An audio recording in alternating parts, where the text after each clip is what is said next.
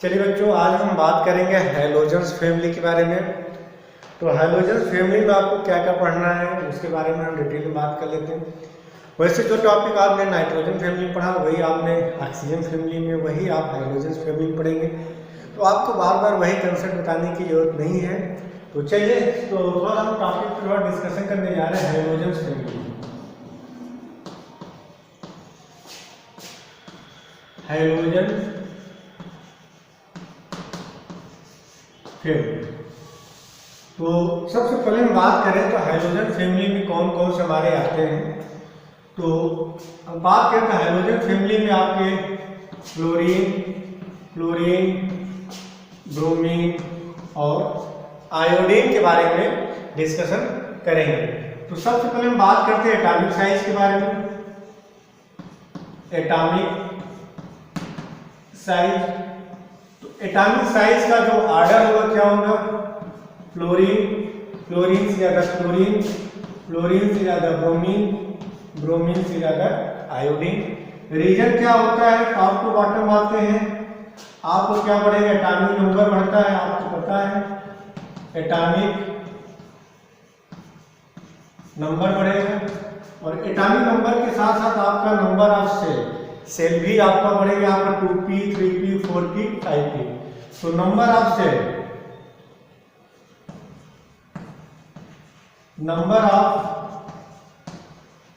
Cell भी आपका बढ़ेगा। तो इसके साथ साथ साइज भी आपकी क्या हो जाएगी, इंक्रीज हो जाएगी। बात समझ में आ रही है। तो ऊपर से नीचे आते हैं तो आपका क्या होता है, नंबर ऑफ सेल बढ़ता है, नंबर ऑफ सेल बढ़ने के साथ साथ साइज भी बढ़ेगा। मीन्स फ्लोरीन की बात करें, फ्लोरीन में कितने सेल होंगे, 2 सेल होंगे। क्लोरीन की बात करें, क्लोरीन में 3 सेल होंगे। ब्रोमीन की बात करें तो ब्रोमीन में कितने सेल होंगे, 4। आयोडीन की बात करें, आयोडीन में कितने सेल होंगे, 5 सेल होंगे। तो आप देख रहे हैं नंबर ऑफ सेल बढ़ने से आपका डिस्टेंस भी आपका क्या हो रहा है, बढ़ रहा है। ये सारी चीजें आपने पढ़ा है। तो चलिए, तो पहला रीजन समझ में आ गया कि ऊपर से नीचे आने पे आपका एटॉमिक साइज क्या होता है, इंक्रीज होता है। चलिए, अब हम बात करते हैं यहाँ पे, यदि किसी भी एटम पे जितना ज्यादा नेगेटिव चार्ज होगा तो उसकी साइज क्या होगी, ज्यादा होगी। और किसी भी एटम पे जितना ज्यादा पॉजिटिव चार्ज होगा उसकी साइज इतनी छोटी होती है। मीन क्लोरीन माइनस की साइज ज्यादा होगा तो क्लोरीन फिर कैटायन। रीजन मैंने बताया 11 मैंने बताया था। यहाँ पे इफेक्टिव न्यूक्लियर चार्ज क्या होगा, कम होगा। यहाँ पे इफेक्टिव न्यूक्लियर चार्ज क्या होगा, ज्यादा होगा। किसी भी एटम पे नेगेटिव चार्ज आने से इफेक्टिव न्यूक्लियर चार्ज कम होगा। जब इफेक्टिव न्यूक्लियर चार्ज कम होगा तो फोर्स ऑफ अट्रैक्शन कम होगा, तो साइज भी क्या होगी, बढ़ जाएगी। यहाँ पे प्लस चार्ज आने पे इफेक्टिव न्यूक्लियर चार्ज बढ़ जाते हैं। इफेक्टिव न्यूक्लियर चार्ज बढ़ने का मतलब क्या होगा कि आउटर बैलेंस इलेक्ट्रॉन और न्यूक्लियस के बीच का जो अट्रैक्शन होता है वो बढ़ जाता है, साइज क्या होती है, छोटी हो जाती है। तो जो एनायनिक आयन्स होते हैं उसकी साइज न्यूट्रल से ज्यादा, न्यूट्रल की साइज कैटायनिक वाले से क्या होगा, ज्यादा होगा। बात समझ में आ रही। चलिए, तो पहला आपको समझ में आ गया होगा। दूसरा हम बात करते हैं आयोनाइजेशन एनर्जी की बात करें।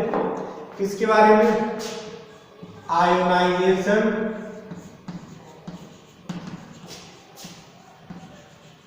एनर्जी। तो आपको पता है कि ionisation energy left to right जाने पे इंक्रीज होता है, टॉप टू बॉटम आने पे क्या होता है, डिक्रीज होता है। तो सबसे ज्यादा आयोनाइजेशन एनर्जी किसका होगा, फ्लोरीन का, फिर ब्रोमीन का, फिर आयोडीन का। मीन्स यहाँ से इलेक्ट्रॉन निकालने के लिए आपको ज्यादा एनर्जी देनी पड़ेगी और यहाँ से इलेक्ट्रॉन निकालने के लिए आपको कम एनर्जी देनी पड़ेगी। रीजन समझ में, आपका फ्लोरीन है, यहाँ पे सेल कितने होंगे, 2 होंगे। यहाँ पे आयोडीन है, यहाँ पे सेल कितने होंगे, 5 सेल होंगे, 3 4 5। यहाँ पे ये आपका न्यूक्लियस में प्रोटॉन होगा, यहाँ पे इलेक्ट्रॉन होगा। यहाँ पे प्रोटॉन, यहाँ पे इलेक्ट्रॉन है। यहाँ पे इनके बीच का अट्रैक्शन भी क्या होगा, ज्यादा होगा, क्योंकि डिस्टेंस कम है तो अट्रैक्शन ज्यादा होगा। तो इलेक्ट्रॉन निकालने के लिए आपको ज्यादा एनर्जी देनी पड़ेगी। लेकिन यहाँ पे क्या है, डिस्टेंस बढ़ गया। तो डिस्टेंस बढ़ने पे क्या होता है कि आउटर बैलेंस इलेक्ट्रॉन और न्यूक्लियस के बीच का अट्रैक्शन कम हो जाएगा, तो यहाँ से इलेक्ट्रॉन निकालने के लिए आपको कम एनर्जी देनी पड़ेगी। चलिए इसके बाद हम बात करते हैं बच्चों इलेक्ट्रोनेगेटिविटी के बारे में। इलेक्ट्रोनेगेटिविटी के बारे में डिस्कशन कर लेते हैं। तो इलेक्ट्रोनेगेटिविटी में क्या होगा, सबसे ज्यादा कौन होगा, फ्लोरीन, फ्लोरीन बाद क्लोरीन, क्लोरीन के बाद ब्रोमीन, ब्रोमीन के बाद क्या होता है, आयोडीन होता है। लेकिन यहाँ पे बात करें बच्चों इलेक्ट्रॉन एफिनिटी, ये भी हम सारी चीजें एक्सप्लेन किए हैं। ठीक, इलेक्ट्रॉन एफिनिटी की बात करें तो याद करिए मैंने बताया था कि इलेक्ट्रॉन एफिनिटी का आप होना क्या चाहिए, फ्लोरीन, फ्लोरीन, ब्रोमीन, आयोडीन, ये होना चाहिए, लेकिन ऐसा नहीं होता है। इसका जो करेक्ट ऑर्डर क्या होता है, chlorine, fluorine, bromine, iodine. Reason क्या होता है, due to smaller size, smaller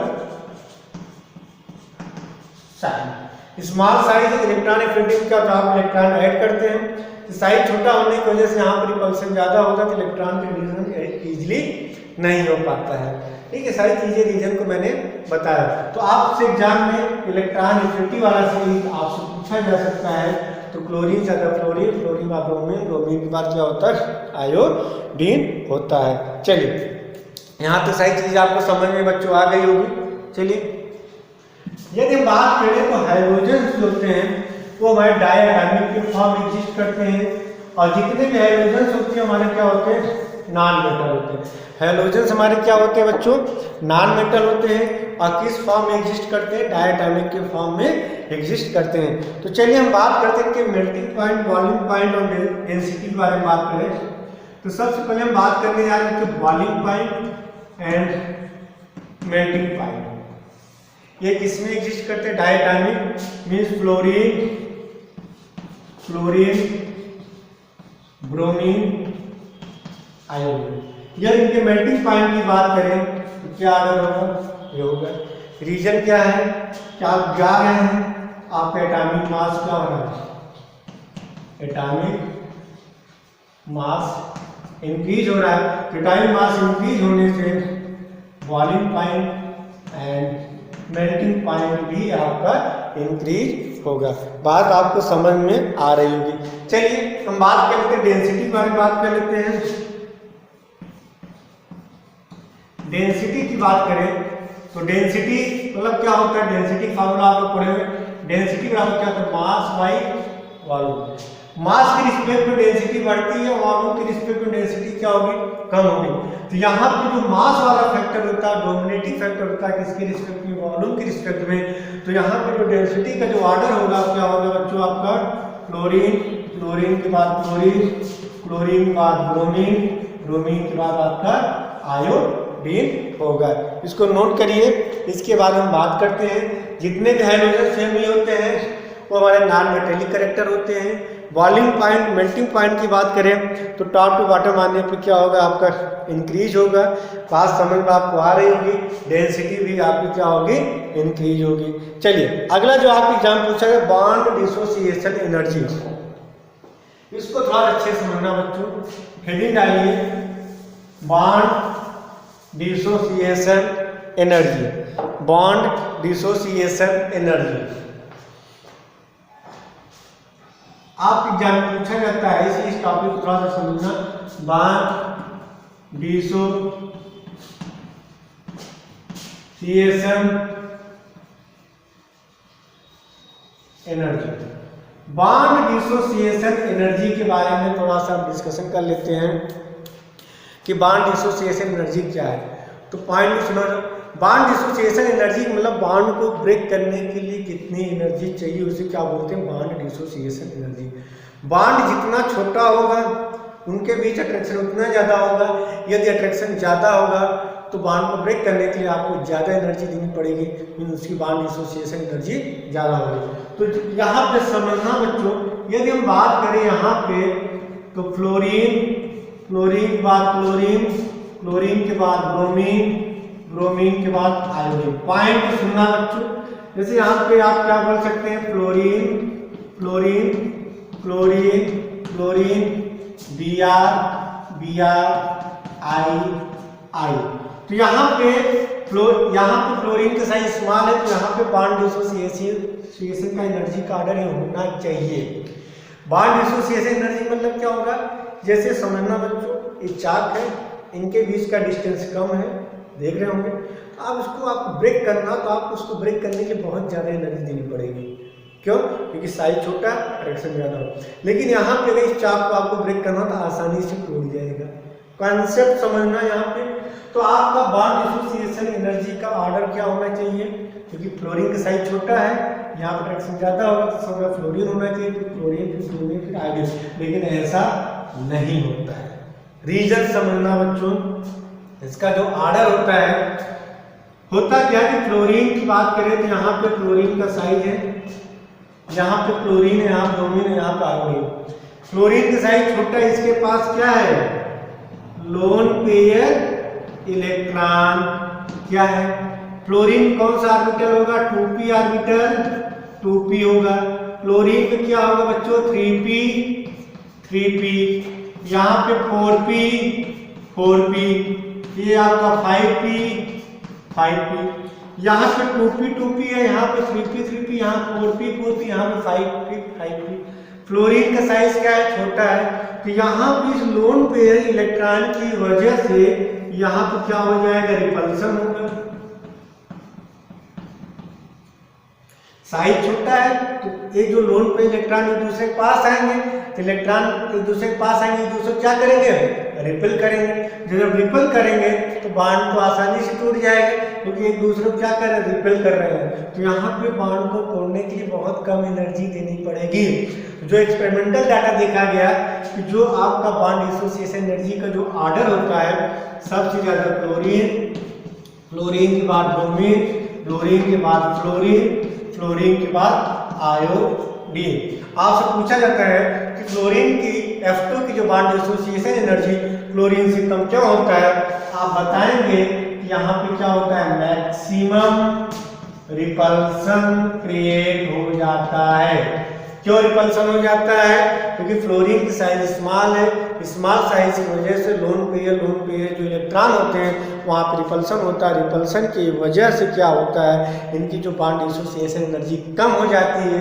और कितना कम होती है, यहाँ तक कम होती है, सोचा क्लोरीन, ब्रोमीन, फ्लोरीन, आयोडीन। और इस सीरीज को आप लोग अच्छे से तैयार कर लीजिएगा, क्योंकि आपको एग्जाम में पूछा जा सकता है। और पूछा जाता है फ्लोरीन की बॉन्ड डिसोसिएशन एनर्जी फ्लोरीन से कम क्यों होती है, आप बताएंगे। फ्लोरीन का साइज क्या होता है, स्मॉल होता है, स्मॉल साइज की वजह से यहाँ पे लोन पे इलेक्ट्रॉन रिपल्सन क्या होता है, बहुत ज़्यादा होता है। रिपल्सन ज़्यादा हो गया तो एक दूसरे दूर जाएंगे, तो बॉन्ड को ब्रेक करने के लिए आपको कम एनर्जी देनी पड़ेगी। समझ में आ रहा है? तो यहाँ पे लोन पेयर ऑफ इलेक्ट्रॉन जो है वहाँ पर रिपल्सन ज़्यादा क्रिएट हो रहा है। तो चलिए इतने पॉइंट को नोट करिए, फिर आगे हम डिस्कशन करते हैं। नोट करिए आप लोग।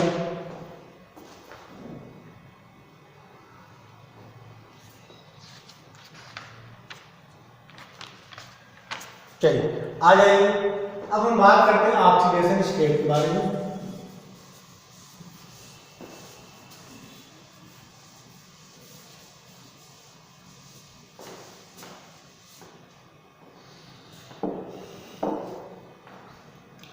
अब हम बात करेंगे बच्चों ऑक्सीडेशन स्टेट। ये भी आप लोग बहुत अच्छी तरीके से पढ़ चुके हैं, बस चीजों को आप रिवीजन करा रहे हैं। ऑक्सीडेशन स्टेट, यदि हम ऑक्सीडेशन स्टेट की बात करें तो यहाँ पे भी दो टाइप का ऑक्सीडेशन स्टेट देंगे, एक पॉजिटिव ऑक्सीडेशन स्टेट, दूसरा नेगेटिव ऑक्सीडेशन स्टेट। नेगेटिव में बात करेंगे तो -1 आएगा।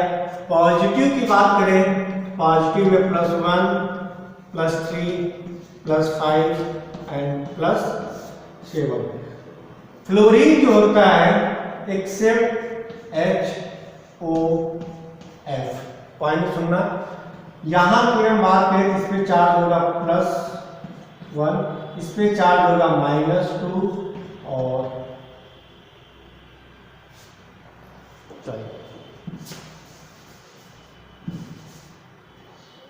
चलिए तो यहाँ पर नेगेटिव ऑक्सीडेशन स्टेट की बात करें तो यहाँ पे जो नेगेटिव ऑक्सीडेशन होगा वो होगा आपका -1 ऑक्सीडेशन स्टेट होगा। पहले इतने पॉइंट को नोट करिए आप लोग।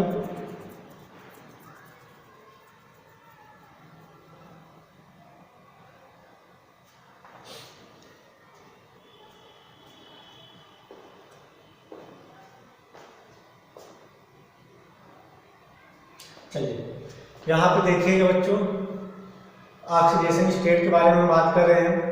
तो जो फ्लोरीन जो होता है, फ्लोरीन जो होता है नॉर्मली जो होता है वो हमारा -1 ऑक्सीडेशन स्टेट लेता है। जो -1 होता है क्योंकि फ्लोरीन की जो इलेक्ट्रोनेगेटिविटी जो होती है पूरे क्लाइड टेबल में क्या होती है, सबसे ज़्यादा होती है। अब हम बात करें हाइड्रोजन फैमिली, ये हमारा +1 +3 +5 +7 ऑक्सीडेशन स्टेट के फॉर्म में एग्जिस्ट करता है। तो चलिए एक एक एग्जाम्पल हम समझते हैं और जो भी डाउट हो आप अपना डाउट भी क्लियर करते जाइए। तो चलिए बात करें यहाँ पे, जैसे हम एग्जाम्पल ले रहे हैं, फ्लोरीन जो होता है, फ्लोरीन जो होगा हमारा -1 ऑक्सीडेशन स्टेट देता है। फ्लोरीन जो होगा हमारा +3 +5 +7 के फॉर्म में एग्जिस्ट नहीं करेगा, -1 के फॉर्म में ज़्यादा एग्जिस्ट करता है। जैसे एग्जांपल ले लें, यहाँ पे सिंपल से एग्जांपल ले लें, क्लोरीन का एग्जांपल ले रहे हैं। तो क्लोरीन के बाद में एटॉमिक नंबर कितना होगा, 17 होगा। इसका आप इलेक्ट्रॉनिक कॉन्फ़िगरेशन लिखिए 1s2 2s2 2p6 3s2 3p5, यही होगा। आउटर सेल आपका यही है, ये आपका आउटर सेल है। तो यहाँ पे देखिए बच्चों, ये आपका 3s है और ये आपका क्या है 3p5 है। 1 2 3 4 5। इसके बाद यहाँ पे 3d है, यहाँ 3d क्या 0 है, d में कितने, ये है ग्राउंड स्टेट, ये है क्लोरीन। मैंने बताया हाइड्रोजन जो होते हैं in general maximum -1 oxidation state के फॉर्म में एग्जिस्ट करते हैं, +1 केस में, रेयर केस में मिलते हैं। ठीक है, यहाँ पे बाकी जो हाइड्रोजन क्लोरीन ब्रोमीन आयोडीन होते हैं +3 +5 +7 के फॉर्म में एग्जिस्ट करते हैं। भी इसके काफी एग्जाम्पल भी करा देंगे आप लोग को। तो यहाँ चेक करिए 3s2 3p5 यही होगा क्लोरीन में। यहाँ कितने अनपेयर्ड इलेक्ट्रॉन, 1। तो यहाँ पे ऑक्सीडेशन स्टेट कितना शो करेगा, +1 देगा। यदि ग्राउंड स्टेट की बात करें, ग्राउंड स्टेट में हाइड्रोजन ऑक्सीडेशन स्टेट क्या दे रहा है, +1 दे रहा है, क्योंकि यहाँ पे नंबर ऑफ अनपेयर्ड कितने हुआ। जब आपने फर्स्ट एक्साइटेशन कराया, पॉइंट सुनना बच्चों, फर्स्ट एक्साइटेशन आपने कराया, तो फर्स्ट एक्साइटेशन में क्या होगा, एक अनपेयर्ड इलेक्ट्रॉन, यही समझ लेना बच्चों, जंप करके कहां पे आ जाएगा, 3d में आ जाएगा। कहां पे एंट्री किया, 3d में आ गया। देखिए बच्चों, तो कितने अनपेयर्ड हो गए आप चेक करिए। जब एक जंप किया तो यहाँ पे आ गया, तो कितने अनपेयर्ड इलेक्ट्रॉन हो गए, 3। तो फर्स्ट एक्साइटेशन में ये आपका 3s है, ये आपका 3p है, ये आपका 3d है, सेम सेल के हैं। तो एक इलेक्ट्रॉन जंप करके 3d में आ गया, तो कितने अनपेयर्ड हो गए, 3। तो यहाँ पे कितना ऑक्सीडेशन स्टेट देगा, +3। अब जब सेकेंड एक्साइटेशन कराएंगे तो 3p से एक पेड़ इलेक्ट्रॉन जंप करके कहां पे आ गया, 3d में। जब आपने सेकेंड कराया, ये जंप करके कहां पे आ गया, 3d में आ गया। तो कितने अनपेयर्ड हो गए, 5 अनपेयर्ड हो गए। यहाँ कितने अनपेयर्ड हो गए बच्चों, 5। समझ में आ रहा।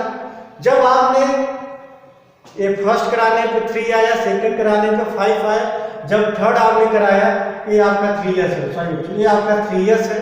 यहाँ से इलेक्ट्रॉन जंप किया और कहाँ पे आ गया, यहाँ। काउंट करिए कितने अनपेयर्ड हो गए, 1 2 3 4 5 6 7। यहाँ कितना ऑक्सीडेशन स्टेट दे रहा है, 7 ऑक्सीडेशन स्टेट दे रहा है। तो हम बात करें क्लोरीन ब्रोमीन आयोडीन की बात करें, तो हमारे +1 +3 +5 +7 के फॉर्म में एग्जिस्ट करते हैं। बात आपको समझ में आप लोगों को आ रही होगी। चलिए कुछ एग्जांपल जैसे हम देख लेते हैं। मैंने बताया, जैसे यहाँ पर एग्जांपल मैंने क्या लिया, Cl2O7। यहाँ पे Cl2O7 लिया। यहाँ पे समझने की कोशिश करना बच्चों, क्लोरीन का ऑक्सीडेशन स्टेट निकालना है। पॉइंट सुनना बच्चों, यहाँ पे क्लोरीन का ऑक्सीडेशन स्टेट निकालना है। तो यहाँ पे इसका ऑक्सीडेशन स्टेट क्या आएगा थोड़ा समझना। यहाँ पे क्लोरीन का ऑक्सीडेशन स्टेट निकालना, तो यहाँ पे क्या लिखेंगे 2x। ऑक्सीजन क्लोरीन किसकी इलेक्ट्रोनेगेटिविटी ज्यादा है? ऑक्सीजन की ज्यादा है। और इसका 3.5 होता है, इसका 3 होता है, तो इसकी इलेक्ट्रोनेगेटिविटी ज्यादा है, जिसमें नेगेटिव चार्ज आएगा। तो यहाँ पे -2 × 7, तो 2x बराबर कितना आ जाएगा 14, x बराबर कितना आ गया 7। तो यहाँ पे कितना ऑक्सीडेशन स्टेट दे रहा है? +7 दे रहा है। चलिए अगला एग्जांपल ले लेते हैं, HClO3 ले रहे हैं। HClO3 के एग्जांपल ले रहे हैं। क्लोरीन का निकालना है, हाइड्रोजन पे +1, क्लोरीन पे x, ऑक्सीजन में -2 × 3, -6 + 1 क्या आ जाएगा 5, उधर चला जाएगा, क्या हो जाएगा x बराबर कितना आ जाएगा +5। बात समझ में आ रही? अगला एग्जांपल लेते हैं, यहाँ पे HClO ले रहे हैं। HClO, तो यहाँ पे हाइड्रोजन पे +1, क्लोरीन पे x, ऑक्सीजन पे -2 = 0, +1 - 2 x - 1 = 0, x बराबर कितना आ गया +1। यहाँ पे क्लोरीन क्या दे रहा है? +1 दे रहा है, यहाँ पे +5 दे रहा है, यहाँ पे +7 दे रहा है। बात आपको समझ में आ रही होगी। तो हमारे जो हैलोजेंस होते हैं वो +1, +3, +5, +7, एक्सेप्ट फ्लोरीन। फ्लोरीन के रेयर केस में +1 मिलता है, बाकी अदर केस में क्या मिलता है? अदर केस में क्या मिलेगा बच्चों? यहाँ पे माइनस और क्लोरीन केस में मिलता है। तो ऑक्सीडेशन स्टेट आपको समझ में अच्छी तरीके से आ गया होगा। तो चलिए इसको नोट करिए, फिर आगे हम बात करते हैं।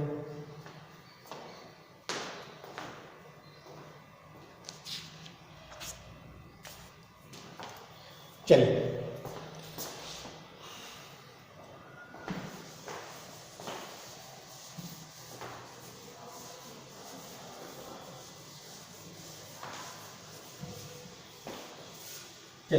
बच्चों हम बात करेंगे properties of halogens halide. Heading डालिए, प्रॉपर्टीज ऑफ हैलोजेंस हैलाइड। अब एक एक प्रॉपर्टीज को अच्छे से समझते जाइएगा। प्रॉपर्टीज ऑफ हैलोजेंस हैलाइड, इसको समझिएगा। हैलोजेंस हैलाइड की हम बात करें तो बॉइलिंग पॉइंट और मेल्टिंग पॉइंट की बात करें तो पहले समझना आपका होना क्या चाहिए। समझना बच्चों, यहाँ पे HF से ज्यादा आपका HCl होना चाहिए, HCl से ज्यादा आपका HBr होना चाहिए, HBr से ज्यादा आपका HI होना चाहिए।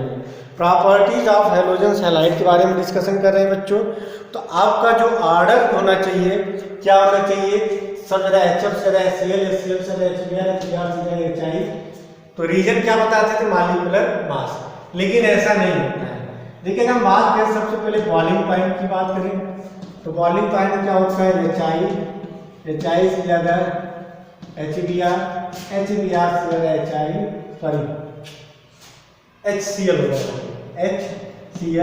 HCl के बाद HBr, HI का क्या होगा HF। रीजन क्या है यहाँ पर? Inter molecular hydrogen bonding. यहाँ पे रीजन क्या बताएंगे?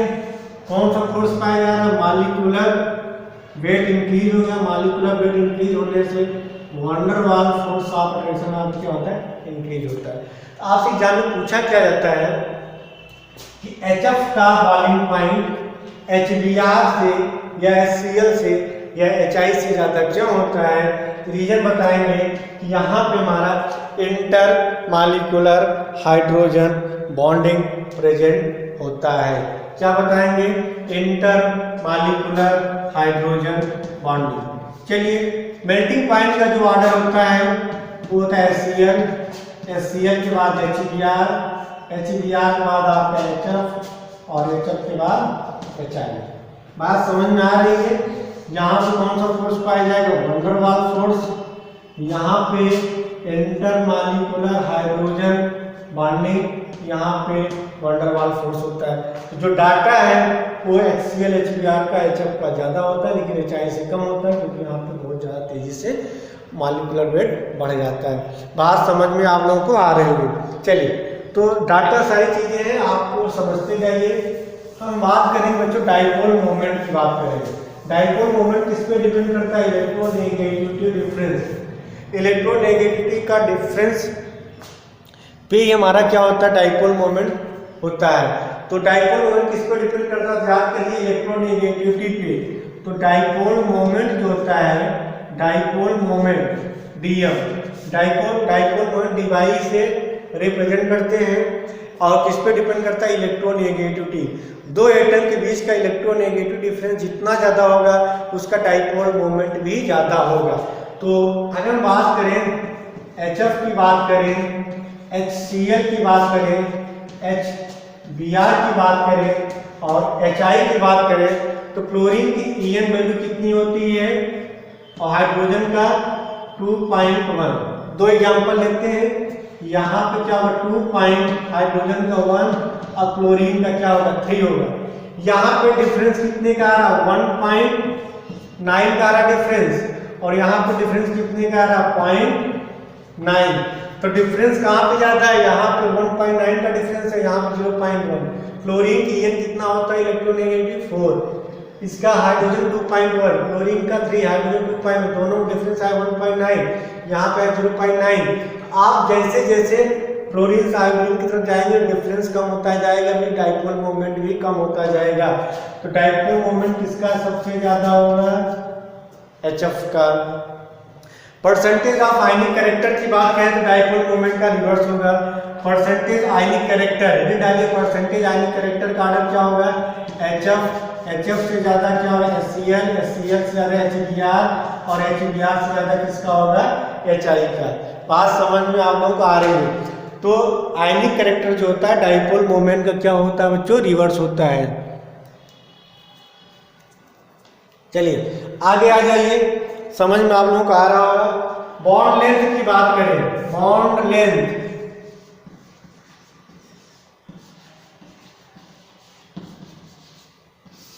बॉन्ड लेंथ वाला भी कंसेप्ट आपका क्लियर होगा। बॉन्ड लेंथ का ऑर्डर क्या होगा? HF से ज्यादा HCl से ज्यादा HBr से ज्यादा HI। चलिए इसको नोट करिए आप लोग।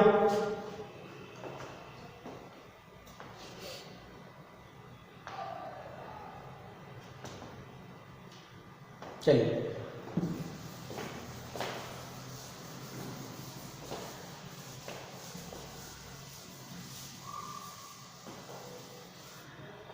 आ जाइए बच्चों।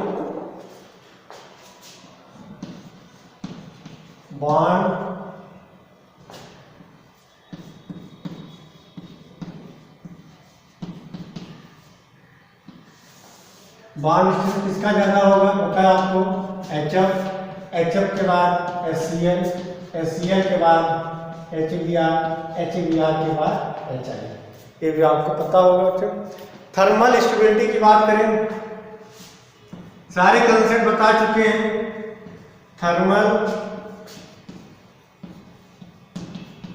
थर्मली कौन ज्यादा स्टेबल होगा? इनके बीच लेंथ क्या होगा? कम होगा। HF के बाद HCl के बाद HBr के बाद HI। ये हमारा क्या थर्मली स्टेबल होगा, थर्मली अनस्टेबल होगा। जो हाई टेम्परेचर पे टूटे थर्मली स्टेबल होगा, जो लो टेम्परेचर टूट जाए थर्मली अनस्टेबल हो। तो यहाँ पे बॉन्ड लेंथ क्या है? कम है। जब बॉन्ड लेंथ कम है तो यहाँ पे इनके बीच का रिएक्शन ज़्यादा होगा, तो इस बॉन्ड को ब्रेक करने के लिए आपको ज़्यादा थर्मली हीट करना पड़ेगा। और यहाँ पे क्या होगा? आयोडीन का साइज बड़ा है तो बॉन्ड लेंथ बढ़ा गया, तो बॉन्ड लेंथ बड़ा होगा तो ब्रेक करने के लिए आपको कम एनर्जी या कम हीट देनी पड़ेगी। कंसेप्ट आपको समझा चुके हैं। एसिडिक कैरेक्टर की बात करें, ये भी कंसेप्ट आपको पता है। एसिडिक कैरेक्टर मतलब क्या होगा? जो आसानी से दे दे, तो आसानी से हाइड्रोजन कौन देगा? HI दे। तो अगर डिस्टेंस कम है आसानी से क्या होगा? H निकल जाएगा। एसिडिक कैरेक्टर का ऑर्डर क्या होगा? HF HF के बाद HCl, HCl के बाद HBr और HBr के बाद HI होगा। चलिए लास्ट पॉइंट हम बात करते हैं रिड्यूसिंग कैरेक्टर। रिड्यूसिंग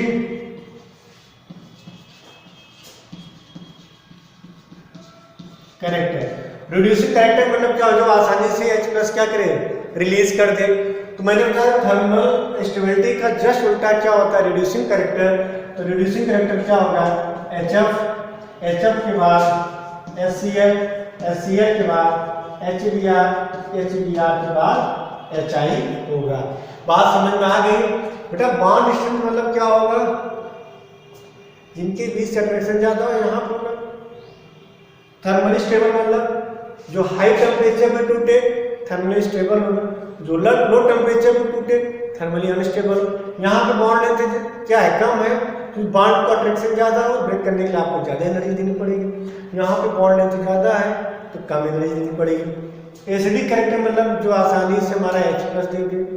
रिड्यूसिंग वाला भी वही कंसेप्ट है कि HF से HI की तरफ जाएंगे तो रिड्यूसिंग कैरेक्टर बढ़ेगा। क्यों बढ़ेगा, क्योंकि जैसे HF से HI की तरफ जा रहे हैं बॉन्ड लेंथ बढ़ेगा। जब बॉन्ड लेंथ बढ़ेगा तो H प्लस इजिली रिलीज होगा, तो रिड्यूसिंग कैरेक्टर भी क्या होगा, इंक्रीज कर जाएगा। तो आज के लेक्चर के इतना ही बच्चों। नाइट्रोजन फैमिली, ऑक्सीजन फैमिली, बाकी आप लोग 11 पढ़े हुए हैं तो सारे कंसेप्ट क्लियर होंगे। एक एक बस चीज़ों को आप रिवाइज करती जाइए। तो आज के लेक्चर के इतना ही, कल हम बात करेंगे अगले टॉपिक पे। तो इसके बाद थोड़ा सा ज़्यादा है नहीं, इसमें स्ट्रक्चर के बारे में थोड़ा सा डिस्कशन करेंगे। इसके बाद ये चैप्टर आपका कंप्लीट हो जाएगा। तो क्या आज इतना है बच्चों, थैंक यू।